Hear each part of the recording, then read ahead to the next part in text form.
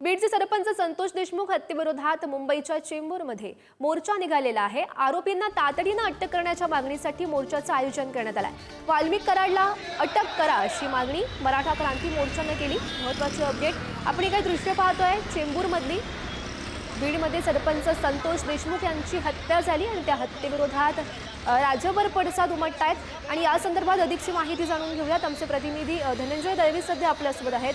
धनंजय, चेंबूरमध्ये हा निघालेला मोर्चा सरपंच संतोष देशमुख यांच्या हत्येविरोधात मुंबईमध्ये चेंबूरमध्ये हा मोर्चा निघालेला, काय सध्या मागणी करताय, आंदोलन करते, सध्याची परिस्थिती तिथली?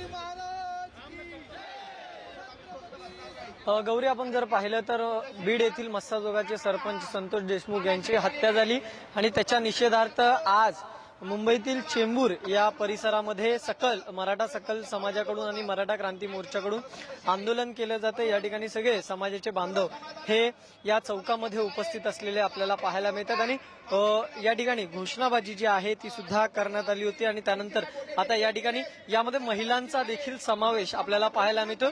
जी संतोष देशमुखांसोबत जी त्यांची हत्या झाली त्या तातडीने जो मुख्य आरोपी त्याला अटक करावी अशी मागणी या ठिकाणी या समाजाची आपल्याला असलेली पाहायला मिळते। समाजाचे पदाधिकारी माझ्यासोबत, आपण त्यांच्याशी बातचीत करूया। अनेक ठिकाणी आता राज्यामध्ये अशा प्रकारचे आंदोलनं होत आहेत आणि तुम्ही निषेध आज चेंबूरमध्ये नोंदवतायत, काय नेमकी पहिली प्रतिक्रिया? मराठा समाजाच्या ज्या या आतापर्यंत आक्रोश मोर्चा, मराठा समाजाच्या सगळ्यात विराट मोर्चा काली समाजाच्या वतीनं पूर्वपक्षीय सर्वपक्षीच्या वतीनं मोर्चा काढण्यात आला। एक लक्ष वेधण्यासारखी गोष्ट आहे की सरकारला तरी पण 20 दिवस झाले तरी पण मारेकरी सापडत नाही, ही मोठी शोकांतिक आहे। आम्ही सरळ म्हटलेलं आहे की मुख्य आरोपी जो वाल्मिक कराड आहे, वाल्याचा आपण म्हटलं आता म्हण आहे आपल्या मराठीमध्ये की वाल्याचा वाल्मिक होतो, तो वाल्मिकमधून तो वाल्या झाला। म्हणजे निर्गुण हत्याची जी कांड झालेले आहेत, वाल्मिक कराडावर टोटल 23 गुन्हे दाखल आहेत, त्याच्यामध्ये 307 सारखा गुन्हा आहे। आमची मागणी मराठा समाजाची की 302 गुन्हा त्यांच्यावर कलमाखाली दाखल करण्यात यावा। पहिली गोष्ट, दाखल करण्यासाठी मुख्यमंत्री साहेबांनी आम्हाला सांगितलं की एसआयटी आतापर्यंत नियुक्ती करतो, आतापर्यंत एसआयटी नियुक्ती झाली नाही। म्हणजे मराठा समाजाच्या ही डोळे आपलं तोंडाला पाणी पुसायची कामं चाललेली आहे, ते थांबणार कधी आहे? एका राज्यामध्ये नाही तर एका जिल्ह्यामध्ये 1222 तुम्ही बंदूकधाऱ्यांचे लायसन दिले जाते, कुणाच्या आदेशानंतर दिले जातात मला सांगा? ह्याच्यात कुणाचा ना कुणाचा एक जिल्हा बिहार करण्याच्या पलीकडे, भीषण करण्याच्या पलीकडे गुन्हेगारी वाढवण्यासाठी केला जात आहे।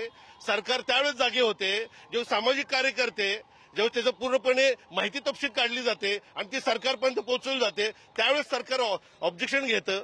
1222 माझी तर मागणी आहे, 1222 लिगल आहेत, अनलिगल किती असतील?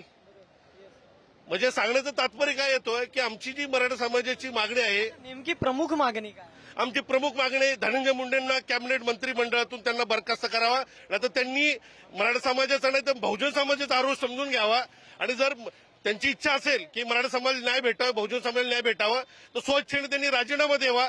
राजीनामा दिला नाहीत तर सरकारला कालचे विराट मोर्चे झालेत, महाराष्ट्रभर तसे मोर्चे झाल्याशिवाय राहणार नाहीत।